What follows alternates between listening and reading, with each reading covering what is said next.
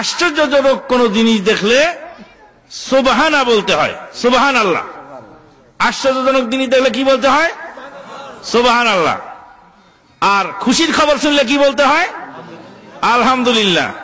আর দুঃখের খবর শুনে বলতে কি?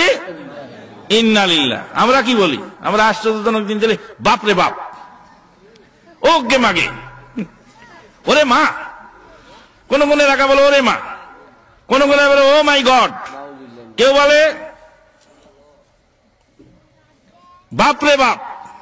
বাপ রে বাপ হলো, বাপ হলো মুসলমানদের। বাপ কাদের? ভালো করে বলেন, বাপ কাদের? আর মা হলো হিন্দুদের। বাপ হলো মুসলমানদের আর মা হলো হিন্দুদের। মুসলমানদের হলো মুশরিক, মুসলমানদের বাপ হলো মুসলমানদের বাপ আর হিন্দুদের মা। হিন্দুদের হলো মা কালী, মা সরস্বতী, মা ভগবতী, মা গঙ্গা, মা দুর্গা, মা মনসা দেবী, সব মা।